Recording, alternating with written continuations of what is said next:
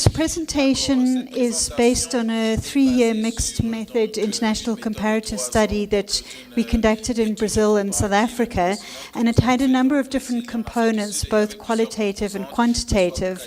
But here what I'm focusing on are the ethnographic investigations of 2 violence prevention interventions in Cape Town and pacifying police units in Rio de Janeiro, because I think these produce some of the most interesting findings around social cohesion.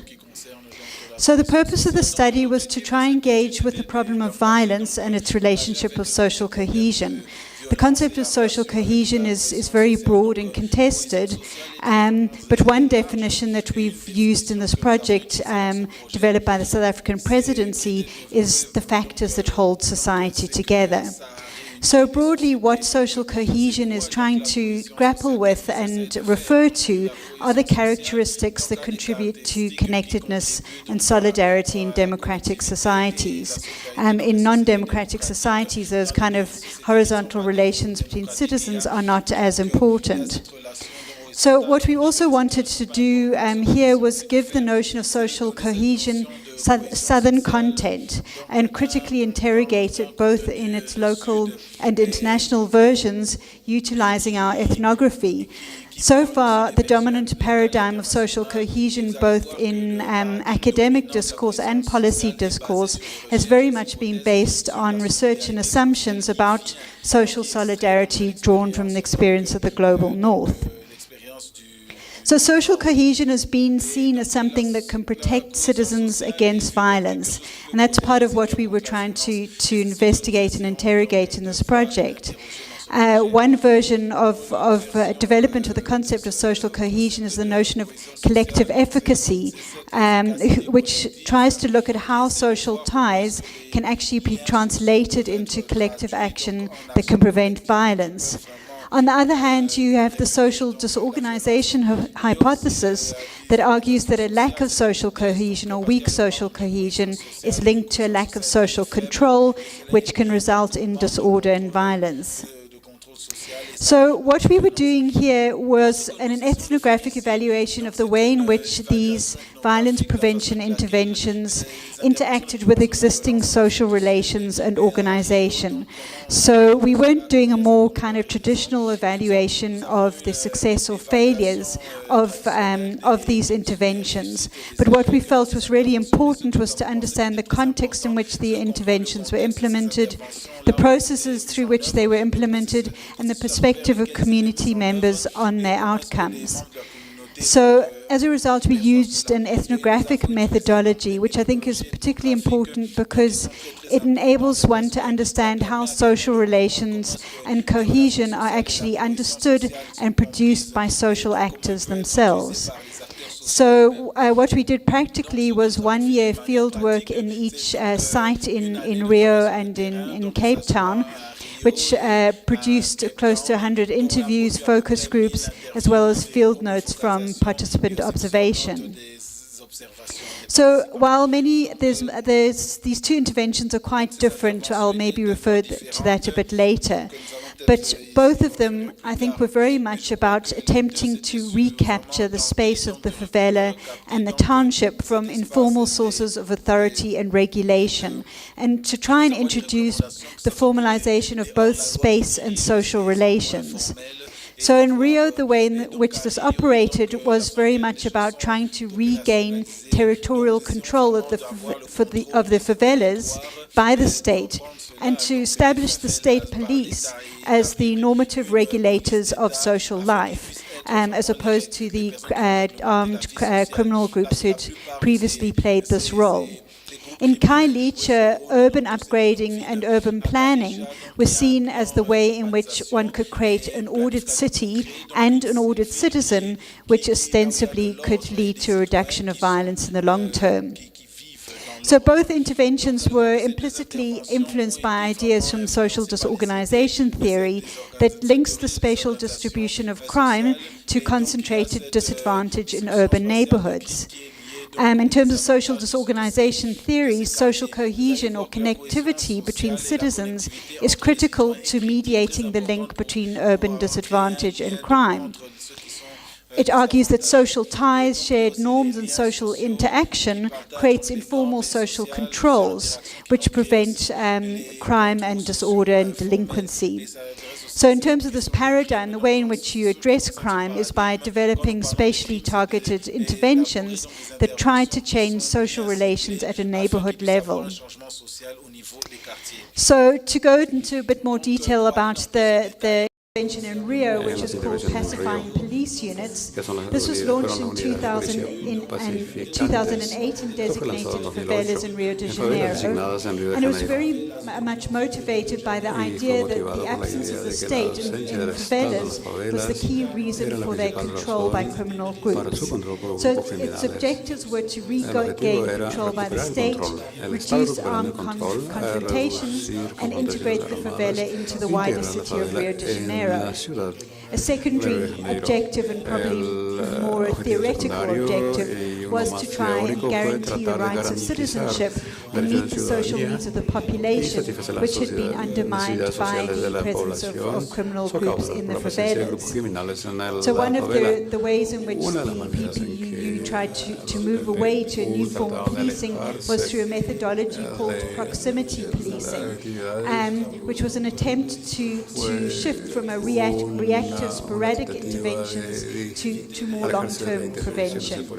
However, the way in which the intervention was actually implemented, which involved forcible occupation of favela by military police, in many ways undermined this notion of a kind of more violence prevention approach. So the PPU intervention has been criticized on a number of grounds, which I don't have time to go into here. But what it did do is lead to a significant decline of armed confrontations between traffickers in the favela and between traffickers and the police. And there was a reduction of overt weapons carrying by traffickers. This led to an increased freedom of movement for favela inhabitants and the reduction of the stigma associated with living in certain favelas. However, the question is, to what extent has the intervention actually created long-term changes in social relations among citizens and between citizens and the state that would make these violence reduction gains sustainable?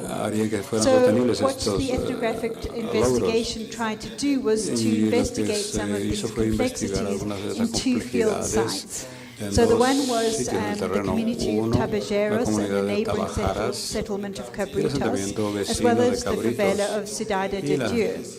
In many ways, these two favelas were quite different, and therefore I think made a useful context for comparison of the way in which PPU played out in different environments. So while Tabajeros and Cabritos, were very small communities in a tourist zone and was relatively integrated into Rio de Janeiro, the Cidade de Dios was a much larger favela, which was much less integrated into Rio. So the PPU had different effects in the two favelas. In Tabajeros, Cabritos, it did lead to significant reduction in violence, an improved sense of security. The police did become the dominant source of regulation and authority. But paradoxically, these improvements led to a process of gentrification, which started pushing out poor residents and also started to undermine existing social norms and bonds as the inflow of new residents weren't familiar with the way in which the favela had operated previously. In Cidade de Dios, there was a much less significant reduction of armed violence, and what emerged in the favela is because the criminal armed groups weren't displaced as effectively as in Tabajeros, is you had this development of a dual system of authority, where both police and traffickers were asserting their control control over the favela, and residents describe themselves as trying to walk a tightrope between these competing sources of authority. There was also an assertion that the PPU intervention had a negative impact on civil society organizations as it appropriated the role and resources of many of those organizations. So to quickly go on to violence prevention through urban upgrading, I won't go into a lot of detail because Richard has covered that. The difference about VPUU is it was very much influenced by international development models, particularly that of the German banks model of integrated violence prevention through urban upgrading. So it was very much shaped by a normative conception of the ideal Western city, characterized by formality, order, and an imaginary of an individualized, self-regulating economic rational actor. As a result, it emphasized conventional urban planning tools in order to create managed urban space. So I think what the ethnographic fieldwork revealed was the difficulty of translating models of social order and citizenship that were formulated in the global north to a city such as Cohesion in the global south. And I think this problem of translation is more significant than simply tweaking an intervention for a local context. It's actually about a tension between two different knowledge systems, that of high modernity, emphasizing rationality and autonomy, and a local ethos of community and reciprocity.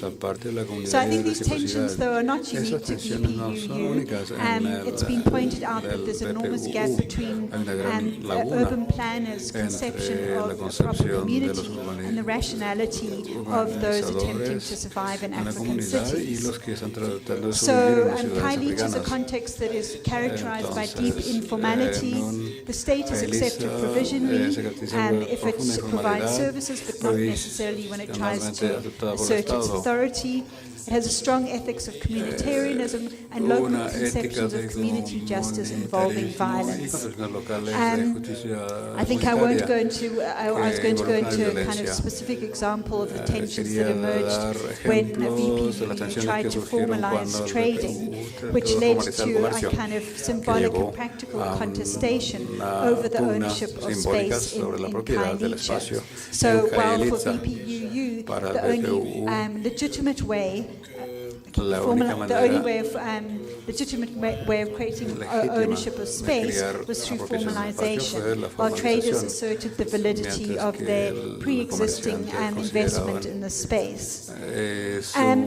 So, to what extent were these interventions able to recapture space and social relations in the townships and the favelas? I think both of them started from a very problematic premise of a deep suspicion of informality, which was seen as unequivocally linked to violence and disorder. And I think the research showed the limitations of this model for violence prevention and the complexities of negotiating the boundaries of formality and informality. So in South Africa, a normative imaginary of the ideal city and citizen failed to harness and recognize existing networks of solidarity and cohesion. And I think what is critically important going forward, which seems self-evident but which is not actually being played out in many violence prevention interventions, is the importance that these interventions are genuinely community-driven, genuinely participative, and I think those processes are often complex and difficult, and therefore interventions may try to circumscribe those processes. But I think that really does undermine the effectiveness of interventions in the long term.